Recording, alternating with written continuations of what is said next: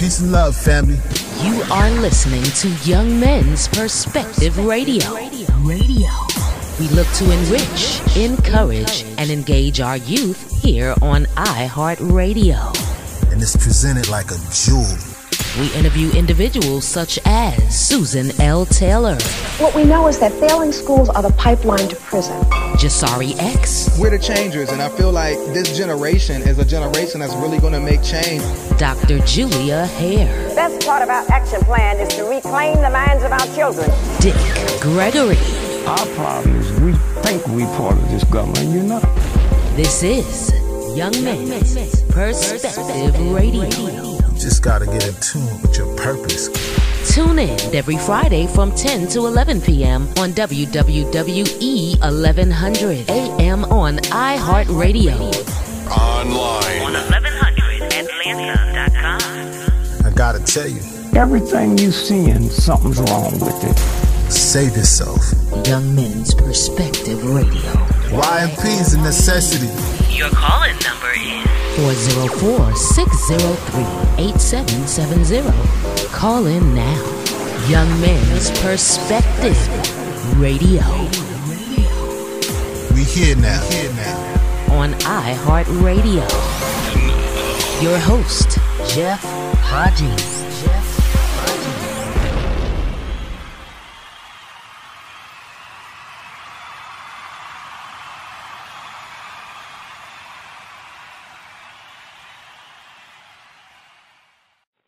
Today named you one of the top 25 most influential people of the past 25 years. Most people don't know what they're doing in the next 25 days. How is it you have such clarity and insight? Well, I don't know that I have any. I go to work every day and do what's in front of me. I have a vision to be helpful to the planet, animals, the planet, and people. I'm a servant. I'm aware of that. I've learned that over the years. So the clarity is in every meditation, to be awake and to do what's in front of me, not to be moved around like a sheep, to be able to work from inside instead of the noise that happens on the outside. In other words, when you work from the inside, there is a clarity. And so I meditate daily and try to make choices based on what's in front of me and do what's right and have less fear and also less influence from the noise or the norm that's promoted to everyone. In other words, the norm is to help abuse 40 billion animals every year and eat them and make yourself sick and destroy the environment because we eat them. As you know, you may know that the greatest cause of global warming by 2 times more than all the planes, trains, automobiles put together is just the cows farting. That's a UN report. That UN report is made available to everybody, but people block it out. They just continue to eat those cows and make them be born. They're not just cows, they're made to be born into suffering. The sexual abuse that goes into making them born, the abuse that makes them grow quicker, the poison that makes them grow quicker and gives you cancer, the poison that destroys your immune system that's in them. All of these things go together as a terrible abuse. So if you meditate and you decide on your own that you don't want to participate in that, then you're alternative, you're different. But in everybody's heart, all the scriptures are etched, and we can just reach inside, and we don't have to read the Bible and say dominion over the animals, and say why, if we believe the Bible says dominion over the animals, do we abuse 40 billion of them every year? Or you don't have to, participate in racist or homophobic or sexist actions that may be the norm in your community or around you. You don't have to participate in any of the things that are forced on you, or you don't have to think it's okay to go, to support the abusive policies that the government may undertake on, or the selfish policies that, or you don't have to think it's okay that. So it's ongoing, but through meditation and through looking inside, we all know better. It's a question of can we do better. So I'm learning to do better. opposed to just hearing, I hear so many things are wrong, and then people just continue to act unconsciously regard to their participation in it or allowing it to happen around them. So and I say I go back to meditation because I go back to my own heart or what's inside me and etched inside me. Some people could say that's the presence of God inside you. That operating with that presence, with that relationship with God or that self, the higher self, is something that we all are moving towards, whether we like it or not. We can't escape the truth, but we can play around with it, but we can't escape it. And I'd say it's very important because I don't know that people recognize their ability to change, their ability to move towards God. Some people don't recognize that, taking that step. You hear it all the time. Your mother tells you, your father tells you, your preacher tells you, your rabbi tells you, your imam tells you, your monk reminds you. But all the scriptures tell us the same things. And when we deviate from them, we suffer.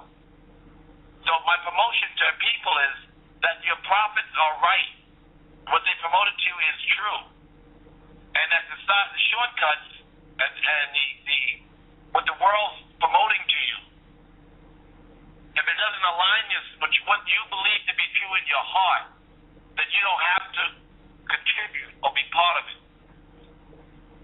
Now, figuratively speaking, you have all the pieces to the Monopoly game and have brought up Broadway, but yet you remain humble and centered, which is quite astonishing. What's the driving force behind your hunger factor? I'm getting ready to turn to dust any minute. I'm just here for a minute, and I'm a servant, as each of us is. And I recognize the things that were given to me are not very valuable, and they certainly don't make me any more valuable as a resource on this planet. People say, I give away, $10 million in charity. But there's a person who's working in the field, administering the drugs that maybe that $10 million pays for, to suffering people, and God favors that person. You have to be able to realize, that you're just part of a big, living, breathing God, and you're not separate or special, because that will allow you the freedom to have happiness while you're here. Anything that separates you from the rest of humanity separates you from your own happiness. And I'm selfish like that. I want to be happy. Let's talk music. You have been instrumental in the careers of such acts as Run DMC, Jay-Z, and LL Cool J, and the iconic record label Def Jam. How can we, from a societal standpoint, take a hard look at the effects some say hip-hop is having on our youth, or would you disagree that there's any negative effect at all? I would say that, like everything that expresses our reality, if it's expressed in a way that inspires people towards making bad choices, then it's not a positive thing. It's a negative thing. If it inspires people, or sometimes rap expresses a reality that we know to be negative. It could be our sexism, it could be our racism, it could be our homophobia, it could be our violence, it could be our, we have many truths that are not good. The poets are there to tell that truth. So in some cases, someone who's already on a bad path, if there's a glorification of negative attributes of our culture, then it can be hurtful if a person accepts it as such. Many times, it points out, lots of times, it points out a reality that people live in that's negative, and it doesn't advocate for it. In other words, lots of times they talk about drug dealing, and they say it is the only choice, and it can be perceived in many ways. It really is the individual that has to make it. But when they talk about, frivolous sexual pursuit as being the most fun thing in the world, then it kind of makes it okay for everyone to go ahead and do it. Right? It's part of a culture that promotes it anyway. Every TV commercial sells sex. Every TV. So if it does that, in some cases, it's because it's such the norm. They're not saying what the TV is not saying what normal movies, G-rated movies aren't saying. They're saying what everybody else is saying. But they don't. Most times, a lot of rap music that expresses our truth, it points to what is hurtful about it as much as it points to what its reality is. I don't think rappers are more sexist than the next preacher. I always say this, I don't think they're more racist than their parents. I don't think they're more homophobic, certainly not more homophobic than the norm of society. And they certainly are not more gangster than our government. Exactly. So that's just, our reality. Now, it is true, some rappers come from very difficult places, and they talk about it as if it's something to brag about. They talk about the bad parts of the society that they come from as if they're bragging about. If that's their truth, and they're saying their truth, they're poets, they have every right to do so. I would never stop one from doing it. I would ask them, can't they explain to us why they feel a certain way?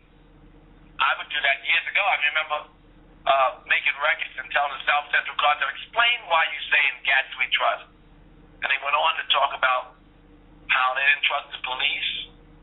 They didn't trust they went on and they didn't trust much of anything.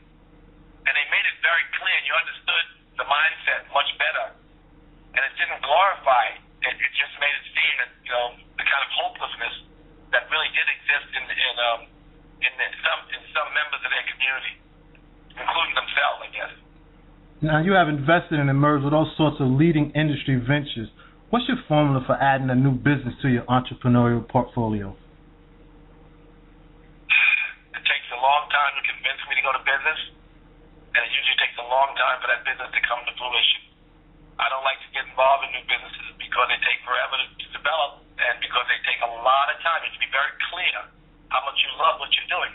My new digital solutions company, I invested because this woman was so brilliant, but I knew that no matter how brilliant she was to run the company, narrative it's called.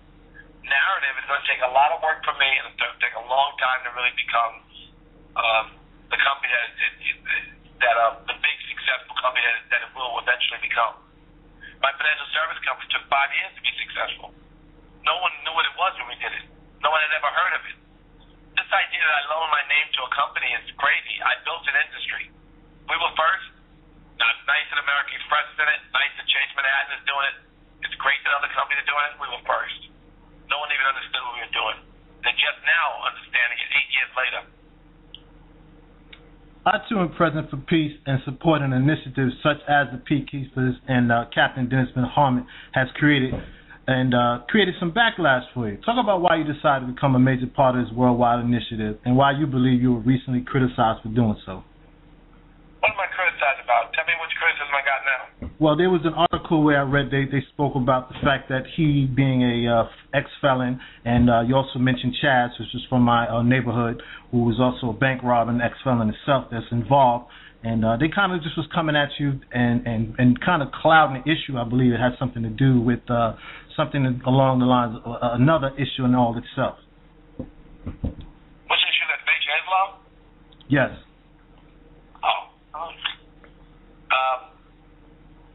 I mean, no one will ever fix their mouth and call me an anti-Semite because I work to bridge people together. I love Minister Farrakhan, and I love the work that Nation of Islam does in our community. And I love what they've done to change the lives of so many African-American men over the years. And I love Captain Dennis and the work that he does. So I didn't even know about the criticism, nor do I even give it any, light. Mm-hmm. It doesn't mean anything. It means nothing to me, the criticism. I love what Captain Dennis is doing. I mean, we don't want to have any things separate us from all the support we can get, whether it's monetary support or foundation support, collaborations. So we operate. We do have support from members of the Nation of Islam all over the country. And it's useful. It's very useful because, the men from the nation, a lot of them are ex-felons. And they become found-again men who go to work every day and try to take care of their families. And in some cases, when they hit the street, to help us to speak to gang members or really difficult elements in the community, they know those community members. They're not afraid of them.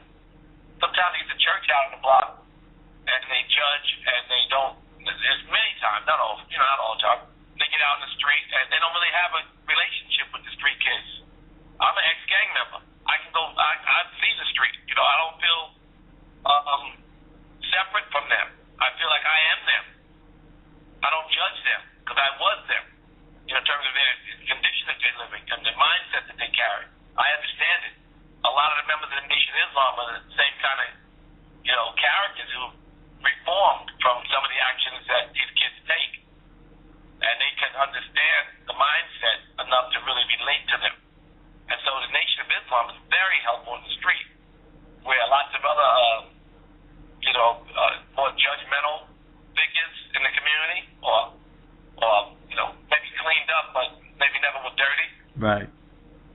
So I think it's better to work with ex-cons. It's better to people who love their community can come from anywhere.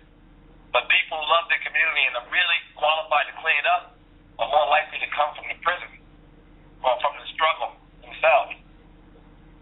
The census in the poetry community is that the climate is right for you to bring back Def Poetry Jam. People are fed up with reality shows, even though the ratings would suggest otherwise. Would you consider bringing back this powerful instrument of expression? Well, we're doing something called ADD, All Deaf Digital, and we're doing a lot of poetry on that. It's going to launch very soon, and it'll probably turn into something much bigger. We're going to build a whole poetry community right now. Okay. Now, among your many accomplishments, you're also an author. Let's talk about your most recent best-selling book, Super Rich, Inside and Out. You discuss the power of inward strength and reflection as a means of achieving human aspiration.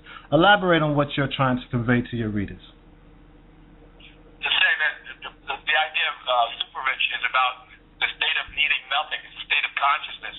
I couldn't say taqwa is what Muslims call it, or I couldn't say Christ consciousness, or I couldn't say nirvana that the Buddhists refer to, or I couldn't say samadhi, what the yogis refer to, although this whole book is based in yogic philosophy. Every religious figure that ever walked, created a real big movement, was close to or realized that such a mystical space existed, enlightenment. Heaven on earth, or Christ consciousness, is an idea promoted by all the prophets. So Super Rich is a state of needing nothing, operating from a place of pure presence and awareness, and so the book is about, and Jesus taught two sermons, because it is a prosperity book. One, that good givers are great getters. He taught that to the masses. That way they could pay the Romans their taxes on time. But he taught his disciples, give without expectation. And those people really made money. They had no problem with the Romans and taxes either. So that's the real gift. The give without. So Super Rich, my brother's a prosperity preacher. He told me you must teach the first sermon because people have taxes and bills and they need to hear. The masses need to hear that the great prosperity comes from, and you have to start somewhere. And starting somewhere, that's putting your head down and giving without regard for a result is the long term. Give without expectation. Krishna said in the Bhagavad Gita, you have control over the work alone, but never its fruit. Taught that to Arjuna, and then he went on to talk about what that meant. You do much better when you just give without expectation. You put your head down and do a good, because a good giver is a great getter anyway. Mm-hmm. But worrying about getting separates you from the process of giving. What a lot of people may not know about Russell Simmons is the depth of your social activism. Share with us the particular types ranging from PETA to the plight of animals and lending yourself to the gay community. Well, I support the gay community because it's civil rights. If you're a human being, you want to give other people the same rights that you want to take for yourself. And so, it's a plight. Many people in the gay community, especially in the black gay community, you can see it more than you can see it here in Beverly Hills. They live in they're treated so poorly in their own community that they never get to realize their full potential as human beings. It is it's not like the black community, the black community had the same plight, but at least they had each other. But if you grow up gay and the Bible Belt, and you're a black kid in the Bible Belt growing up gay,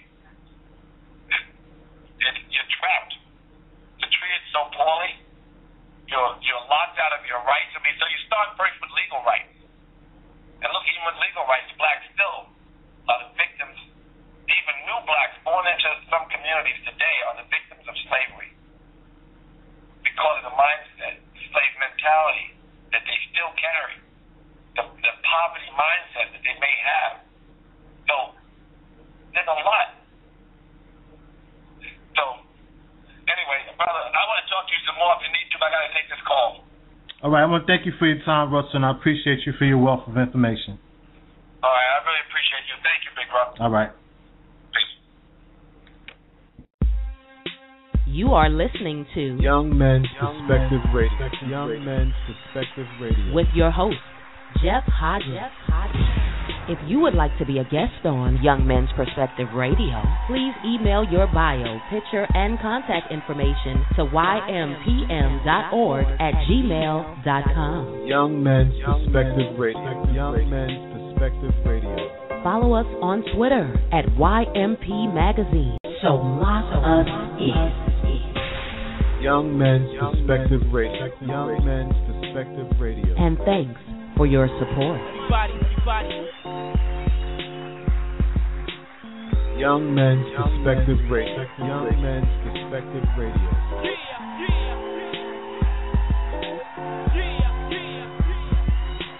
Young Men's Perspective Radio. Young Men's Perspective Radio.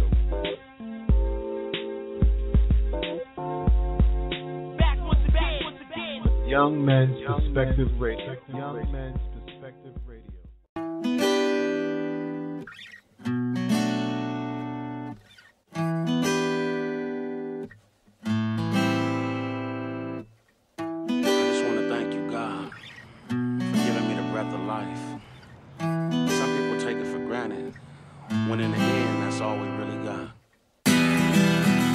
So liberated, and thank God for the blessings that I have demonstrated without the demon in my life before he penetrated. Cause yes, I found another way and now I'm situated where how I see things and what kind of life to live and what I'm bringing to the table to support my rib. Cause in the end, all that matters is how she lived and how she's gonna be when it's time to raise her kids. Cause it starts now from the day she was born, like a cub out the wild with a family torn. Show some love, crack a smile instead of having war. In denial with a grudge to the day you mourn. It ain't worth it, feeling so worthless. Be of good service, help others flourish. Get out the hood, go to school, we need nurses. We need doctors, need lawyers, have a purpose. Life is what you make it. Have aspirations, be an inspiration. Life is what you make it. Congratulations, we are God's creation. Happy if you wanna be, or you could be mad at the world. It's all a choice when you're living your life, right? Whether you boy or girl. As dreams become reality, just picture this big old world. And all this in it, and I'm sure you'll see what God meant for you to be. You can be, cause there's a lot of opportunities. Stop the violence and the hate in the communities. We can make a difference, and it starts with you and me, and how we treat each other, how we raise our families, how we are as fathers. Do we have some apathy for the future? My only care is my after me, cause all I care is that Nevaeh lives so happily and takes a different road. Daddy had his travesties, so when it's time, let her know there ain't no majesty. Peace and beauty ain't about being in no pageantry. So Call of Duty send you out, don't be asking me to ever war for my country, cause I don't agree. I don't believe if you innocent, cop a plea. Sitting in jail, reminiscing what it used to be. I believe in freedom and the right to be free. I believe in you, just believe in me. It's what you make it. Have aspirations, be an inspiration. It's what you make it. Congratulations, we are God's creation. Happy if you wanna be, or you could be mad at the world. It's all a choice when you're living your life, right? Whether you boy or girl. As dreams become reality, just picture this big old world. And all that's in it, and I'm sure you'll see what God meant for you to be. You can be.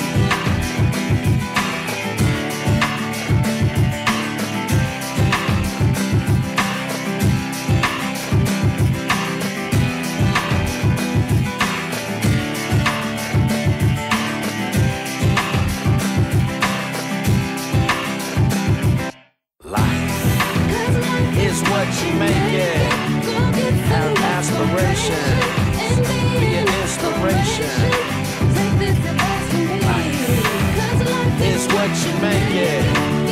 Congratulations, we are God's creation. You could be happy if you want to be, or you could be mad at the world. It's all a choice when you're living your life, right? Whether you boy or girl. As dreams become reality, just picture this big old world. And understand it, and I'm sure you'll see what God meant for you to be. You can be. Hi, this is Sally Williams with Urban Outreach. Around 8 years ago, I made the decision to abort my baby. Over 16 million African American babies have died from abortion. 16 million people that were created for a purpose are missing in action. Along with these 16 million babies are 32 million men and women who are wounded from the loss of those babies. I thought that after I walked out of that clinic that all of my problems from this unwanted pregnancy would be over. Reality is the baby really never went away. Physically, yes. Spiritually, no. I see her growing through the stages of her life. Abortion is not only death to that baby, it is death to those that are left behind that were attached to that baby. Life matters. We must value it, respect it, and love it enough not to harm it. For more information on this issue or other life issues, visit the Right to Life of Indianapolis booth or Urban Ministries booth at Black Expo, or visit our website, rtlindy.org.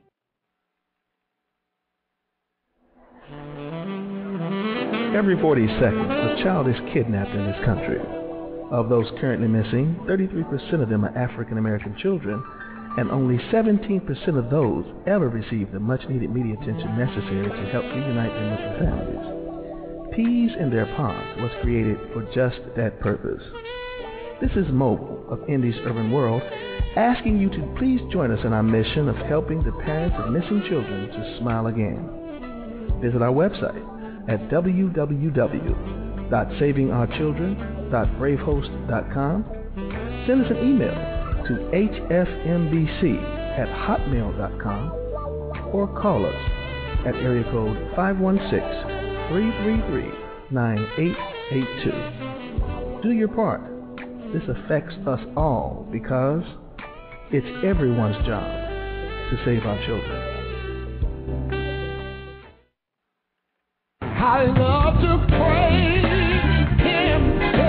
I love to praise Him. Guess what? Have you heard about that Brother Reggie Gospel Show? He is awesome on his show. This show can be heard every Monday through Friday at 3 o'clock p.m. Eastern Standard Time. Let me tell you that when you listen to this show, you will not be disappointed. If you feel down, it will lift your spirits up. Spread the word and let others know to listen to the Brother Reggie Gospel Show on Blog Talk Radio. See you there. I love to praise His name.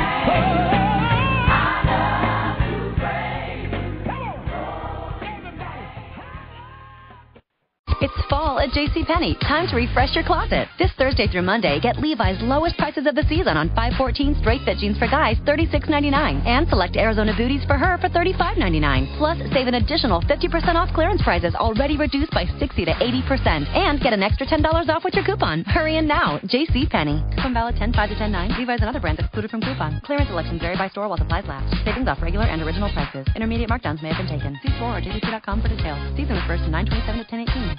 And I'm your host, Jeff Hodges, and I want to thank you all for taking this time out to join us. Today we'll be continuing our series with the words of wisdom from our elders, a series of candid talks with some of our most profound speakers. Today my special guest is going to be Susan L. Taylor, former editor-in-chief of the enormously popular magazine Essence, and now I'm the founder of the National Kids Mentoring Movement. Yeah, how are you? I'm great. I'm so sorry. Okay, all right. But it's a pleasure to have you. I'm so glad you took the time out to join us. Absolutely. Let me first address the fact that the misconception that you have only inspired women, and just to let you know, you have been a great inspiration for myself, and I'm sure a lot of other young men in the community with your inspirational writings and your critical thought and the way you encourage our community as a whole. Well, you honor me. Thank you so much. You know, I'm just doing what we're supposed to do. We're a community in crisis, and we have to step up. We have to stand up. We have to speak up. We have to work together. I keep saying that these aren't the hardest or harshest of times. I have to say that to myself every day, Jeff. Right. That these aren't like the worst conditions black folk have been in. Mm-hmm. I'm glad this is not, 1700. I'm glad that I'm not in the hull of a ship. I'm glad I'm not working on a plantation. But I can live in my lovely apartment and travel with my wonderful husband and work for my community. It's a gift. And all of us, most of us are in that have that privilege. We are the most privileged and highly educated group of black folk on the planet. And what we have to do is really link arms and aims and pay attention to the people who are suffering around us. Our community is taken for granted. We've sent a message to the corporate world. We've sent it to politicians. We've sent it to industry. We've sent it to everyone. You can treat black people any way you want. You don't have to put textbooks in our children's schools. You can over-incarcerate our men and women. We have 1 million men on lockdown, brothers, and we're not outraged. So what we're doing is struggling against one another. And what I'm trying to do is work with communities across the country with my National Cares Mentoring Movement to write a new history. This is what I'm asking of all of us, to love one another, to begin to trust one another, work to stop the violence. Brothers, step up.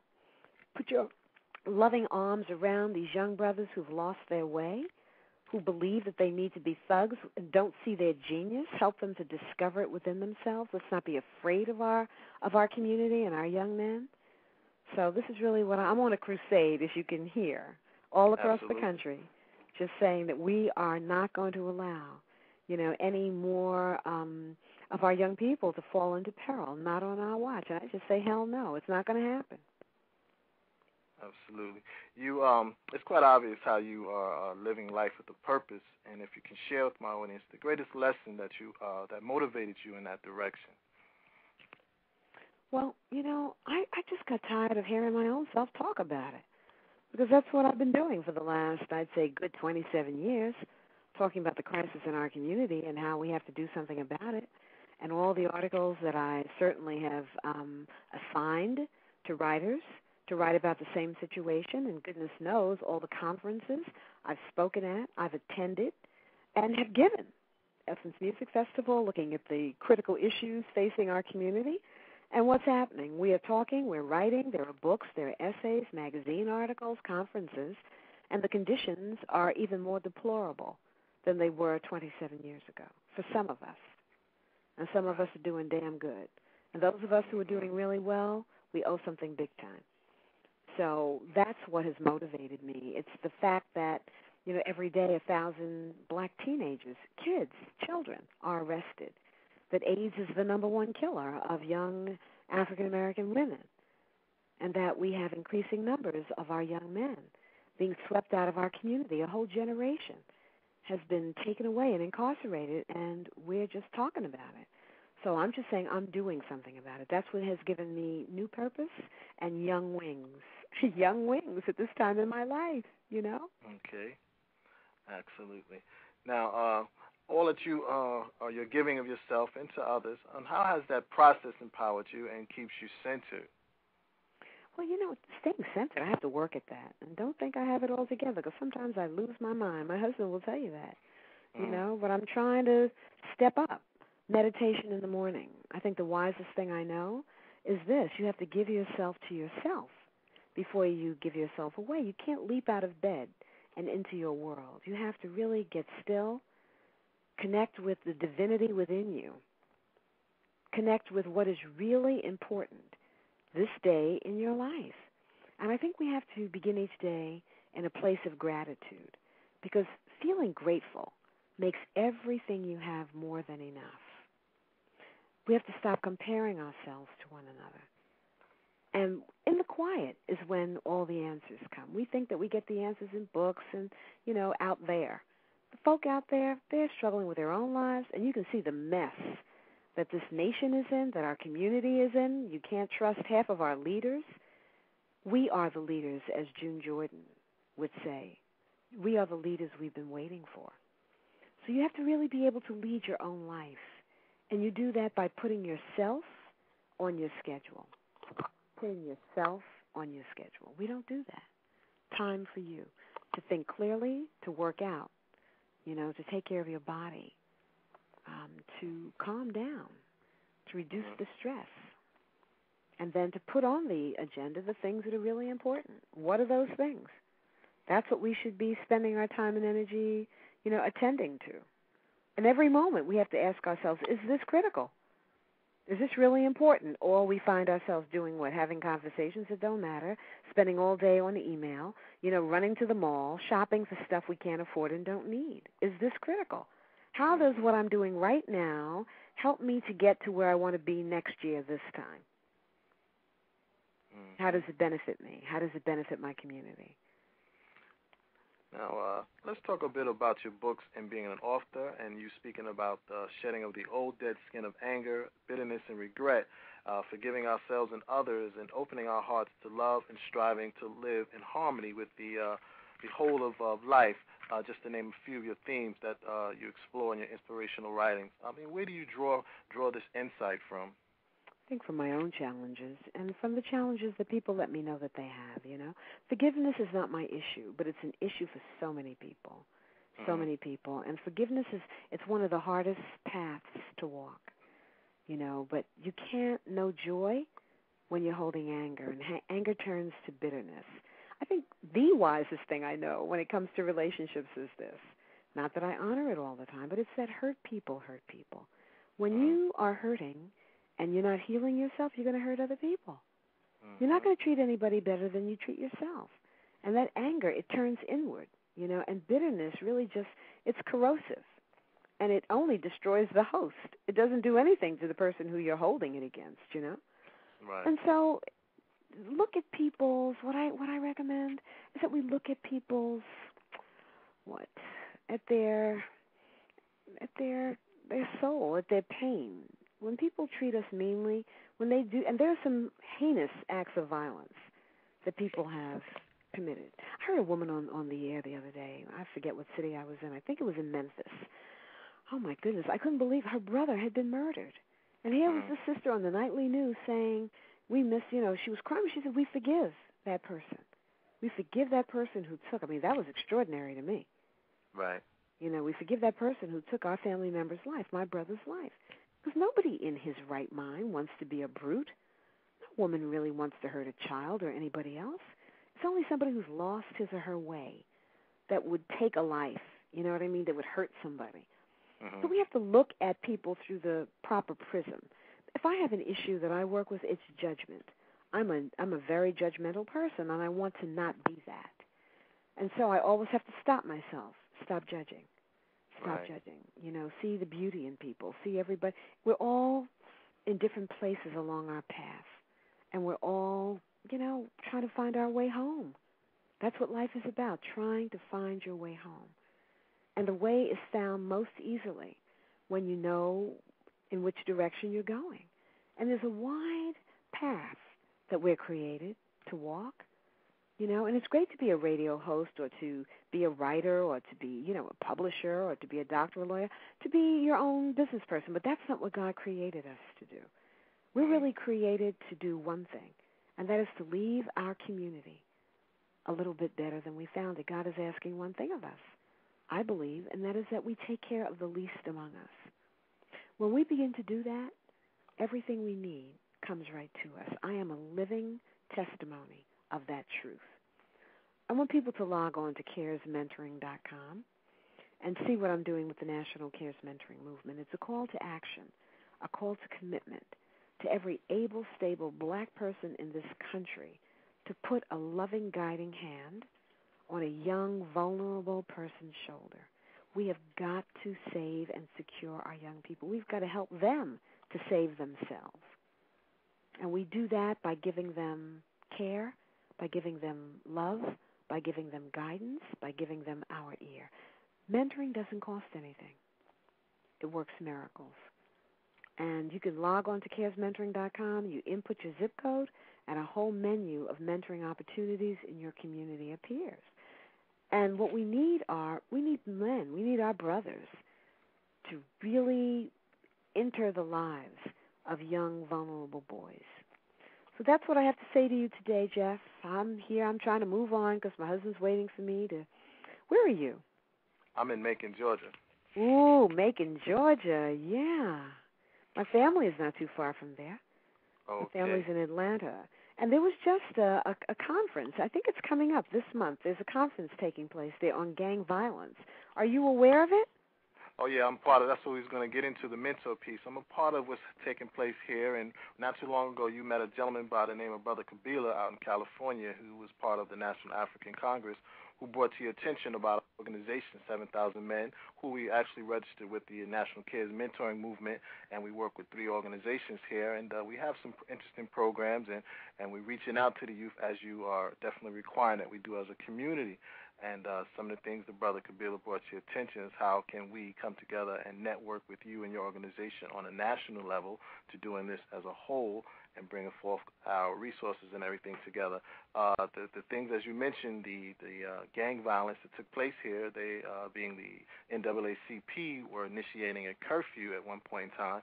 And we went before them in the city, and we sat down, and we got them to bypass that type of thinking, and then they went into thinking about the National Guard, and we had that type of thinking change. And we took an economical platform to the problem, and we offered the idea of bringing in green jobs and training, and Brother Kabila and the National African Congress, along with Brother Joseph, have been very instrumental in helping us present that here, and we said that we would make Macon, Georgia, a pilot city, and putting forth our efforts and resources again so that we can show what we can do across the country.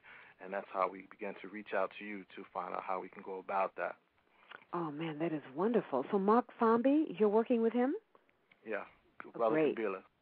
Yeah, I know Brother Kabila. I just mentioned him, actually, to a brother in Baltimore, trying to connect us. So the way that you work with the National Kids Mentoring Movement, our job is to recruit mentors for the vulnerable youngsters who you're trying to work with. So what we can do is create Making Cares. We're in 50-plus cities right now, and in every city, the care circles do one thing. They are the voices for mentoring, and they recruit mentors.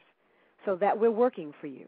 Our role is to find those able, stable black people who won't hurt our children any more than they're hurting, and to put a caring adult in the life of every vulnerable youngster. And then we have brothers and sisters who know how to train people to do group mentoring, so that you may have, 20 young men living in a group home, and we bring in maybe 5 brothers who work with them, or we take over a school. One of the things I want to see happen is we ask our churches. We have to encourage our ministers. A big church can take over a whole school and make sure that the children have computers and books and well-trained teachers, and that the toilets flush, and that the school is safe. They can do that. We have to make sure that our children have their history. That's why we're struggling. We don't know who we are. Right. So this is the piece that I want to work with you on. So if you all can pull together, go onto our website. It's caresmentoring.com, and you'll read all about the National Cares Mentoring Movement, and then look at how you can join us. What you can do is just call the office in Atlanta, say you want to start Making Cares, and we'll arrange for Tommy Dortch, who's our chairman and who's in Atlanta, and I'm here in New York City. If possible, both of us will come down for a launch to the community. We get the community to come out, and we talk about what we're doing and how we're going to save ourselves. Sounds excellent. Okay, you're going to be at the Institute of the Black World Conference, right, in New Orleans? In New Orleans, that is my plan. plan. You know what? Why don't we spend time there together? My husband and I will both be there. Okay. Sounds excellent. And as I see in the chat room, Brother Kabila said he will be giving you a call later in reference to furthering our collaboration. Fabulous. You tell him I've been waiting for him, because I did call him last. I've been waiting to hear back from him. And I'm looking forward to all of us working together. Absolutely. I thank you so much for taking this time out and being a part of our show. I know you're very busy, but I still appreciate the moment that you shared with us. Well, I have to tell you, it's been my honor and my joy. And, Jeff, I really admire and support the work that you're doing, and let us just work together. We're not going to disappoint our community. We're going to honor our legacy, and we're going to do the work for this generation that a lot of people have written off. We're going to do the work for them that those who opened the way for us did for us. So it's my honor to spend this time with you on the phone, and I look forward to us being together later on this month in New Orleans. Absolutely. Thank you so much. Thank you. Bye. All right. Bye. You are listening to Young Men's Perspective Radio. We look to enrich, encourage, and engage our youth here on iHeartRadio. And it's presented like a jewel. What we know is that failing schools are the pipeline to prison. We're the changers, and I feel like this generation is a generation that's really going to make change. The best part of our action plan is to reclaim the minds of our children. I gotta tell you, Everything you seeing, something's wrong with it. save yourself. This is Young Men's Perspective Radio. You just gotta get in tune with your purpose. Tune in every Friday from 10 to 11 p.m. on iHeartRadio. Online. On 1100atlanta.com. We here now. On iHeartRadio. Peace and love, family. YMP.